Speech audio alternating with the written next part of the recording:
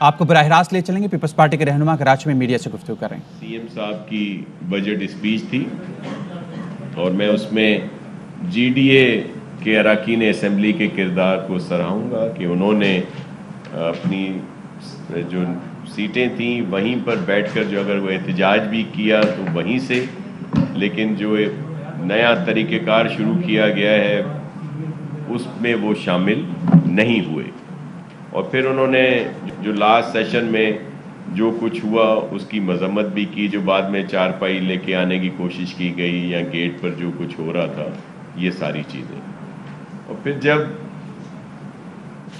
Speaker صاحب نے دوبارہ میٹنگ بلائی اپنے جو ان کا چیمبر ہے، اور سی ایم صاحب سے بھی میٹنگ ہوئی ہمارے ایم کیو ایم کے دوستوں کی، سب سے کہا کہ آپ سب نے جو پوائنٹ ریز کیے ہیں اسمبلی میں بجٹ کے لحاظ سے، ان سب کے جوابات محکمے کے منسٹرز نے بھی دینے ہیں، اور ظاہر ہے آپ کے پارلیمانی لیڈرز نے بھی تقاریر کرنی ہے۔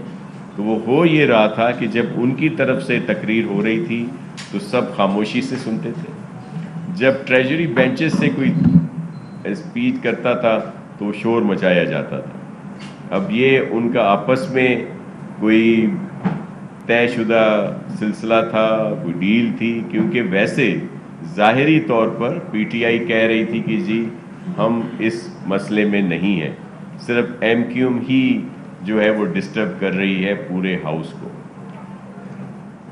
اسپیکر صاحب نے ایڈجرن بھی کیا کچھ دیر کے لیے اجلاس، سب کو بتایا کہ اس طرح نہیں ہوگا، سب کو بات کرنے کا موقع ملنا چاہیے، تو پھر ہی اس کو سموتھلی چلایا جائے گا۔ لیکن وہ نہیں مانے۔ پھر نیکسٹ ڈے ظاہر ہے سی ایم صاحب نے جو پیش کیا بجٹ اور وہ پاس ہوا۔ ایک اور الزام بھی لگایا جا رہا ہے کہ میرے لیے کہ ناصر شاہ صاحب نے ہمیں انگیج کیا، ہمیں باتوں میں لگایا اور ادھر سے بجٹ پیش کر دیا گیا۔ حالانکہ آپ گیلری میں ہوتے ہیں پریس کے دوست ہمارے، کہ جو فردوس شمیم نقوی صاحب تھے انہوں نے مجھے کہا کہ آپ سے بات کرنی ہے۔ پھر مکیش صاحب جو ہمارے پارلیمانی منسٹر ہیں وہ بھی ساتھ تھے، ہم باہر جو لابی ہے وہاں پہ بات کر رہے تھے، وہاں جا رہے تھے تو علیم عادل شیخ صاحب اور بلال غفار صاحب بھی ہمارے ساتھ اس میں شامل ہوئے، بات ہو رہی تھی۔ میں صرف یہ اس لیے کہہ رہا ہوں کہ فردوس شمیم صاحب اس کی تصدیق کر سکتے ہیں اور وہ آپ کو بتائیں گے کہ ہم نے ان کو وہاں پہ باتوں میں لگایا یا انہوں نے ہمیں کہا تھا کہ بات کرنی ہے، اور وہ بات ہی کر رہے تھے۔ ہمارا کوئی یہ نہیں تھا کہ ہم ان کو وہاں پہ انگیج کریں اور پیچھے سے بجٹ پاس ہو، اور ویسا ہوا بھی نہیں۔ اور وہ ویسے ہی سب شامل ہو گئے جب سی ایم صاحب اجازت لے رہے تھے اسپیکر صاحب سے، اور پھر وہی روش رکھی گئی، اسی طرح سے ڈسٹرب کرنے کی کیا گیا ہاؤس کو، لیکن بجٹ بہت آرام سے پاس ہوا۔ اور یہ جو اپوزیشن بہت باتیں کرتی ہے، دعوے کرتی ہے، انہوں نے ایک بھی کٹ موشن جو ہے بجٹ کے خلاف نہیں دیا۔ اس کا مطلب یہی ہوا کہ یہ بجٹ سے متفق تھے، صرف باتیں کرنی تھیں۔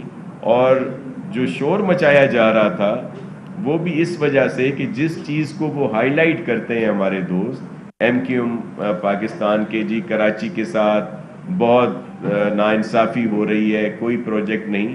جب انہوں نے دیکھا کہ اس بجٹ میں تو 991 ارب کی اسکیمیں ہیں صرف کراچی کے لیے، اور اس رواں مالی سال کی ایلوکیشن جو ہے وہ بھی 90 ارب سے زیادہ ہے، اور بھی دیگر جو وی جی ایف اور اس میں جو رکھے گئے ہیں بجٹ وہ اس سے علیحدہ ہے۔ بہت ساری اسکیمیں تھیں، لیکن وہ شور کر کے اور اس طرح کا ماحول کریٹ کر کے اور وہ وہاں سے راہ فرار انہوں نے اختیار کی۔ آ جائیں دوسرے دن پہ، جس کے لیے بڑا الزام لگایا گیا کہ اراکین اسمبلی کو اسمبلی میں داخل ہونے نہیں دیا گیا۔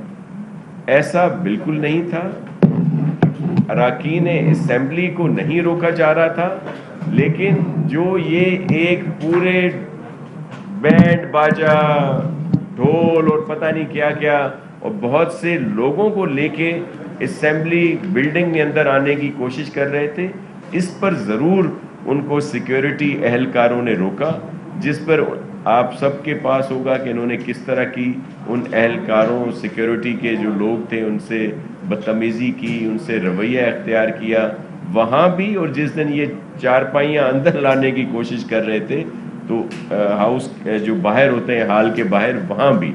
تو یہ عام انسان کو انسان نہیں سمجھتے. کیا اگر ممبر اسمبلی کے ہونے سے آدمی کیا ہو جاتا ہے کہ جو سیکیورٹی جو اپنی ڈیوٹی ادا کر رہے ہیں، جو فرض اپنا نبھا رہے ہیں، ان کے ساتھ اس طرح کا رویہ رکھا جائے. تو یہ میں دوبارہ دہرا دوں کہ اراکین اسمبلی کو اسمبلی بلڈنگ میں آنے سے نہیں روکا گیا تھا. یہ جو تماشا کر رہے تھے، ڈھول شہنائیاں باجے یہ لا رہے تھے، اس کو ضرور روکا گیا تھا، اور اس وجہ سے یہ سارا کچھ ہوا. اور آپ سب اس کے شاہد بھی ہیں کیونکہ آپ کے بہت سارے دوست وہاں پہ موجود تھے. تو یہ صرف انہوں نے شوشے اور اس طرح کے صرف ڈرامے شعبدے بازیاں کرنی ہیں، کیونکہ یہ بجٹ جو سندھ اسمبلی میں پیش کیا گیا چیف منسٹر مراد علی شاہ صاحب کی طرف سے، بہت ساری مشکلات کے باوجود، اس کے باوجود کہ گزشتہ سال ہمیں 25% کم دیا گیا جو ہمیں ایلوکیشنز تھیں فیڈرل کی طرف سے، اور رواں مالی سال میں بھی آج کی ڈیٹ میں بھی 80-85 ارب سے زیادہ ہمیں کم دیے گئے ہیں. اور پھر جو اس دفعہ بھی ہمیں جو دیا گیا، اور پھر وہ بڑا احسان جتاتے ہیں کہ جی ہم نے اتنا ایلوکیشنز ان کو دی ہیں، ان کو فگرز دی ہیں. وہ کوئی احسان نہیں ہے، وہ ہمارا حق ہے. لیکن جو ہمارا حق ہے وہ ہمیں نہیں دیا جاتا.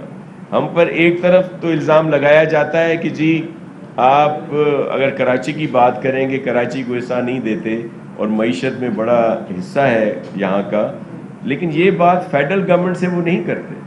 فیڈرل گورنمنٹ جس کی معیشت میں سب سے زیادہ حصہ سندھ کا ہے، وہ جب سندھ کی ایلوکیشنز کرتی ہیں تو دیگر صوبوں میں زیادہ کرتے ہیں، یہاں پہ کم ہوتی ہیں.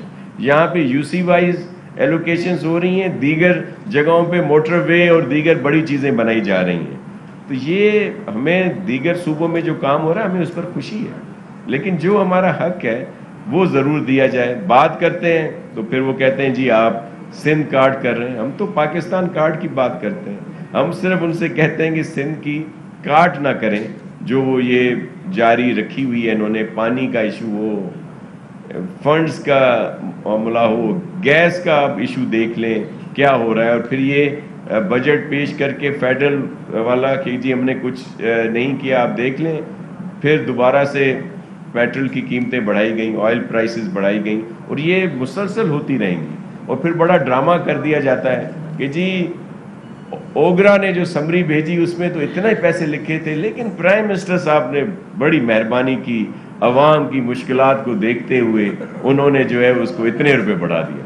تو یہ ڈرامے اب نہیں چلتے، سب کو اس بات کا علم ہے.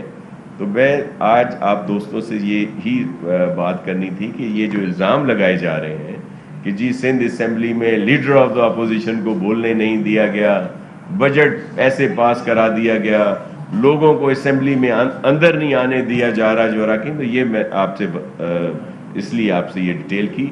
سعید غنی صاحب بات کریں گے آپ سے. بسم اللہ الرحمن الرحیم. دو ایشوز ہیں، اس پہ آپ سے بات کروں گا، اس کے بعد پھر آپ کے سوالات ہوں گے شاہ صاحب سے بولے لیجیے گا. ایک تو ابھی ایک پیپر ہمارے پاس آیا ہے جو نیب کراچی نے چیئرمین نیب کو اسلام آباد بھیجا ہے، جس میں ان سے یہ کہا گیا ہے کہ جو حلیم عادل شیخ ہیں اور ان کے بھائی ہیں کوئی ایک عظیم عادل شیخ، ان کے خلاف جو ایک کمپلینٹ ویریفیکیشن کا ایک مسئلہ تھا، وہ ویریفیکیشن کے بعد انہوں نے کہا ہے کہ اس کو انکوائری میں کنورٹ کیا جائے. اور اگر وہ پیپر آپ پڑھیں جو ہمارا نہیں لکھا ہوا، جو نیب کراچی نے لکھ کے بھیجا ہے، میرے پاس ہے، میں سارا نہیں پڑھوں گا، کچھ چیزیں آپ کے سامنے پڑھوں گا ضرور. تو یہ تو بالکل ثابت شدہ کیس لگتا ہے جس میں شاید مزید کسی انکوائری انویسٹیگیشن کی بھی ضرورت نہیں پڑے گی. اب جو ایک بات ہم بار بار کہتے ہیں کہ یہ نیب نیازی گٹھ جوڑ ہے، اور اب وہ ریفرنس فائل کرنے جا رہے ہیں جو شاید مزید ریفرنس کے اندر کچھ چیز ایڈ کرنی ہو وہ شامل کرنے جا رہے ہیں. اس کا مطلب ہے کہ انکوائری اور انویسٹیگیشن کی ضرورت نہیں ہے, لیکن اس کے بعد بھی فاروق شاہ کو گرفتار کرتے ہیں ہمیں اس کی ضرورت ہے. جب انکوائری ہو گئی, انویسٹیگیشن ہو گئی, تو گرفتاری کی کیا ضرورت ہے؟ پھر ریفرنس پہ چل لیتے ہیں, جب وہ فیصلہ ہوگا اس کے بعد آپ اگر کنوکٹ ہوں گے, گرفتار ہو جائیں گے, بے گناہ ہو جائیں گے, چھوٹ جائیں گے. لیکن گرفتار ہوئے. خورشید شاہ صاحب 2 برس کے قریب ہونے کو آئے ہیں, وہ ابھی تک حراست میں ہیں اور ان کی ضمانت بھی نہیں ہو رہی ہے. اسی طرح ماضی میں آپ دیکھیں تو آصف علی زرداری صاحب ہوں, فریال ٹھاکر صاحبہ ہوں, ہمارے اسپیکر صاحب ہوں, شکیل محمد صاحب ہوں, اور بہت سارے لوگ ہیں جن کے خلاف ہوں. یہاں جو کیس ہے حلیم عادل شیخ کے خلاف, وہ بڑا واضح ہے, اور اس کے اندر جو باتیں لکھی ہیں خط کے اندر, میں نہیں سمجھتا کہ ان چیزوں کی موجودگی میں, ان چیزوں کے ہوتے ہوئے حلیم عادل شیخ کو اگر یہ گرفتار نہیں کرتے ہیں تو اس سے یہ بات واضح ہو جائے گی کہ نیب کے جو معیار ہیں وہ مختلف ہیں, پیپلز پارٹی کے لیے مختلف ہیں اور پی ٹی آئی کے لیے مختلف ہیں. اور ہم یہ بار بار کہہ چکے ہیں کہ جو پشاور بی آر ٹی ہے اس میں کسی کی گرفتاری نہیں ہوتی, جو بلین ٹری سونامی ہے اس میں کسی کی گرفتاری نہیں ہوتی. ایل این جی کا اتنا بڑا اسکینڈل کچھ مہینے پہلے بھی ہوا, آج بھی آپ کے سامنے ہے, نالائکی ہے, نااہلی ہے, اس کی سزا بھگتنی پڑ رہی ہے ہم کو, آپ کو, سب کو, پاکستان کے شہریوں کو, اس پہ کوئی کارروائی نہیں ہوتی. یہ میں صرف پڑھ دوں کہ نیب نے جو خط لکھا ہے اس میں وہ کہتے کیا, جو فائنڈنگ ہے ان کی, وہ یہ کہتے ہیں کہ evidence has established that 164 acre in De Konkan is shown to be allotted and transferred from Munni Begum was never allotted to her or Yasresh then.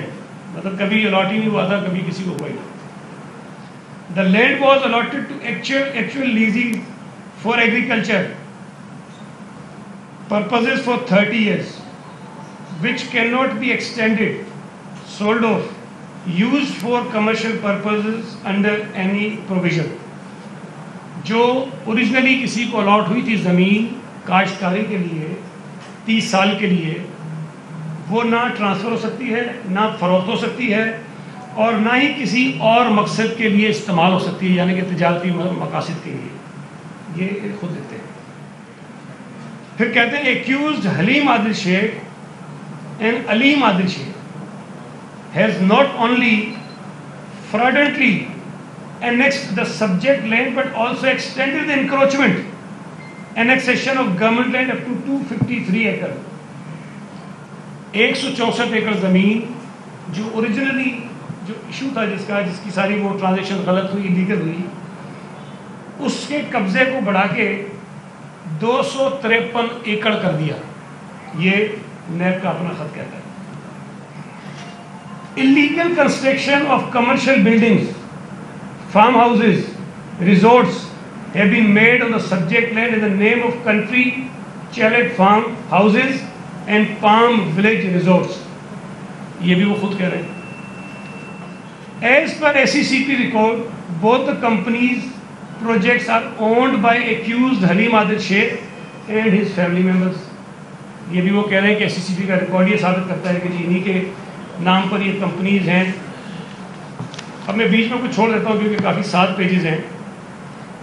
آگے بتاتے ہیں ایز پر انٹری نمبر 294 ڈیٹڈ 8 اگست 1962 دے کھارو the land was allotted as per order of the then DC for 30 years. Lease for Wahi Chai purpose which was subsequently completed, 30 سال پورے ہو گئے, cancelled, and the land currently belongs to the government of Sindh. سرکار کی زمین ہے, 30 سال پورے ہو گئے. اسی طرح مختلف اور انٹریز کا انہوں نے ذکر کیا ہے جو کافی ساری ہیں, اور اس میں بھی نہیں جاتا کیونکہ آپ کا وقت زیادہ لگے گا. کنکلوژن میں پڑھ دیتا ہوں جو آخری انہوں نے کنکلوژن لکھا ہے. وہ کہتے ہیں from the above facts and collected record, it is transpired that the allegation of illegal annexation of 224 acres government land in De Konkan and De Kharkhoro, district Malir, Karachi by the private persons is true and correct. کہتے ہیں یہ جو کچھ الزامات ہیں جو قبضے ہوئے ہیں جو کچھ میں وہ بالکل درست ہیں. The said land is under illegal possession of country Chalet Resort and Palm Village Resorts, which are owned, controlled by Halim Adil Sheikh, Azim Adil Sheikh and others. There is a lot of commercial activity and illegal sale purchase on the subject government land by way of building and selling farmhouses, resorts to general public. The very act of usurping the precious government land is undoubtedly done with the active connivance of the officials of the Board of Revenue, District Malir, Karachi. Hence, the case is fit for conversion into inquiry. یہ NAB کو بھیجا گیا ہے. عام طور پہ جو complaint verifications کے کیسز ہوتے ہیں وہ گمنام درخواستیں آتی ہیں. مثال کے طور پہ کسی نے میرے خلاف دے دی درخواست کہ جناب سعید غنی کی یہ پراپرٹی اس سے کرپشن کی ہے, تو اس کمپلینٹ کی ویریفیکیشن کی جاتی ہے. اس لیے ان نون ہوتی ہے, کوئی شواہد نہیں ہوتے ہیں, کوئی ثبوت نہیں ہوتے ہیں, تو وہ ویریفیکیشن میں جاتی ہے اور بالکل ٹھیک ہے, وہ مرحلہ گزرتا ہے, اس کے بعد ہی کنورٹ ہو جاتی ہے انکوائری میں, پھر انویسٹیگیشن. یہ جو کیس ہے یہ مختلف ہے. یہ ان نون یا بغیر شواہد کے کوئی درخواست ہی نہیں ہے.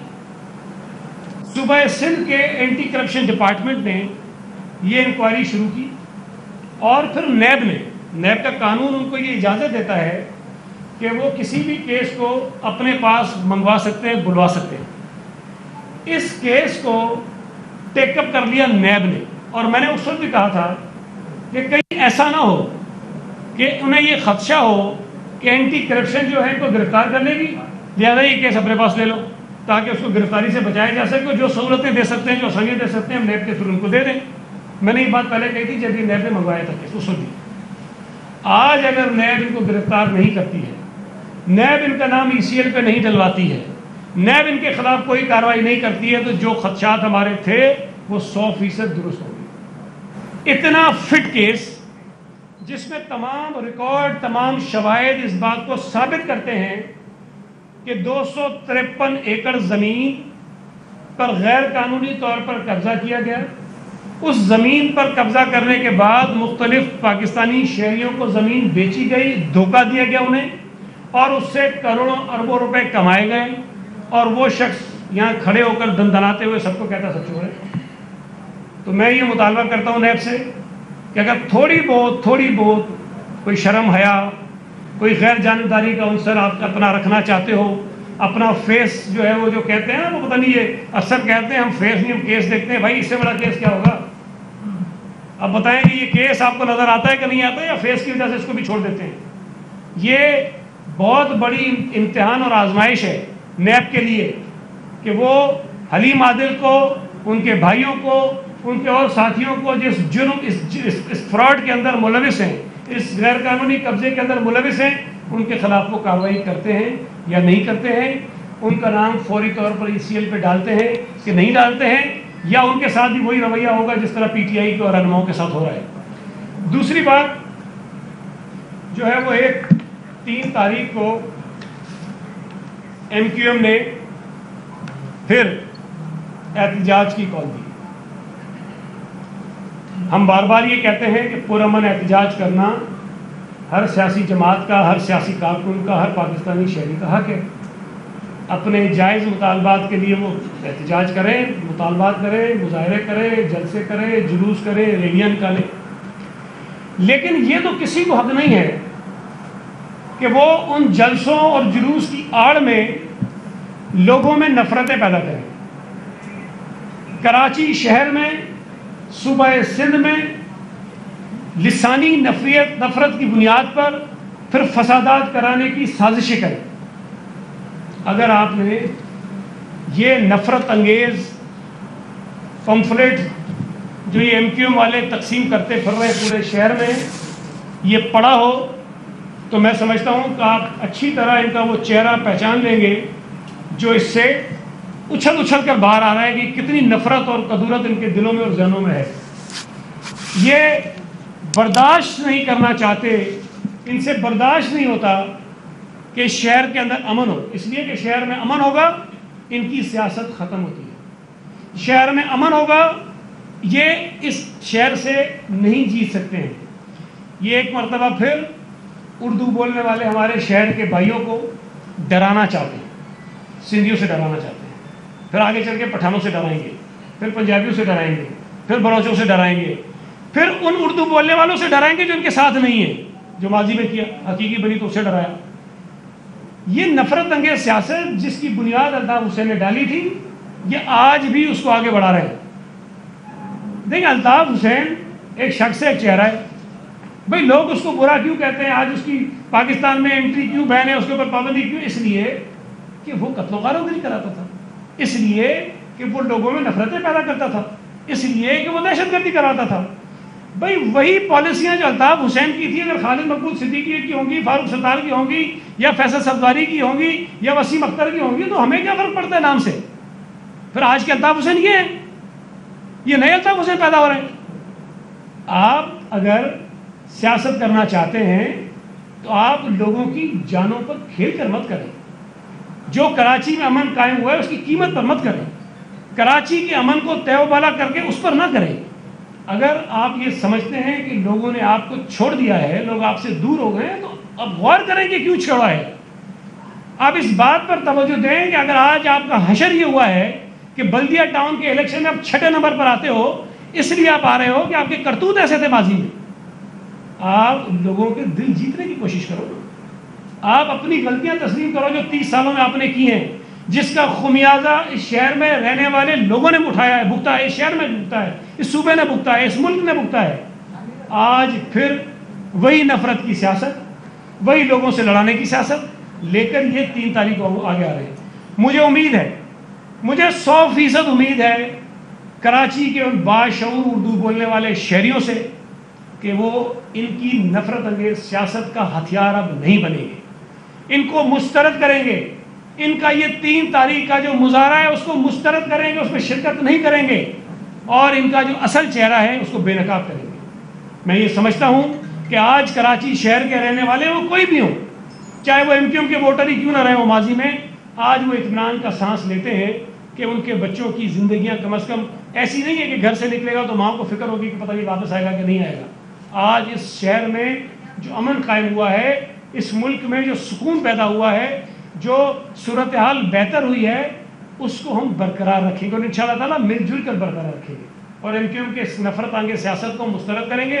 میں گزارش کرنا چاہتا ہوں دیگر جماعتوں سے بھی اور دیگر تنظیموں سے بھی کہ خدا کے لیے MQM کی سیاست کو مسترد کریں، اس کی مذمت کریں، اس پر آواز اٹھائیں، لوگوں کو شعور پیدا کریں، لوگوں میں شعور دیں، تاکہ MQM پھر ایک مرتبہ شہر میں امن و امان کی صورتحال کو جو ہے وہ تباہ نہ کر سکے۔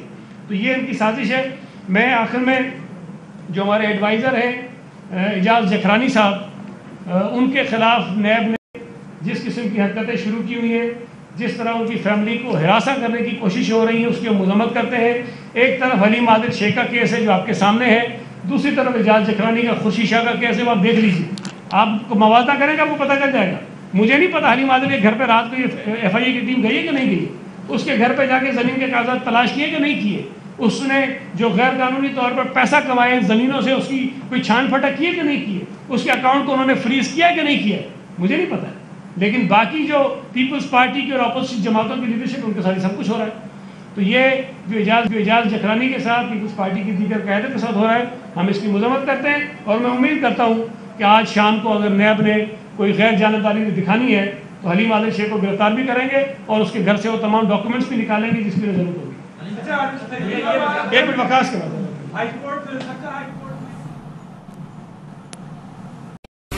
اہم ترین خبریں اب ایک کلک کی دوری پر، آپ کے پسندیدہ ٹاک شوز ہوں یا اہم ملکی یا غیر ملکی شخصیات کی نیوز کانفرنسز، ہر لمحہ باخبر رہنے کے لیے سبسکرائب کریں ہمارا YouTube چینل۔ موسم کی صورتحال ہو یا کھیل کے میدان سے خبریں، اپنے موبائل فون سے ملکی اور بین الاقوامی اہم خبروں تک رسائی کے لیے ڈاؤن لوڈ کیجیے موبائل ایپ۔ باوثوق ذرائع سے مصدقہ خبروں، تجزیوں اور تبصروں سے مستفید ہونے کے لیے وزٹ کیجیے پاکستان کی سب سے بڑی نیوز ویب سائٹ www.arynews.tv۔ ان سب کے علاوہ پاکستان کا سب سے بڑا فیس بک پیج ہو، سب سے بڑا نیوز انسٹاگرام اکاؤنٹ یا پھر ٹویٹر، ARY न्यूज पहुंचा रहा है खबरें सबसे पहले आप तक, ताकि आप रहें हर लम्हा बाखबर।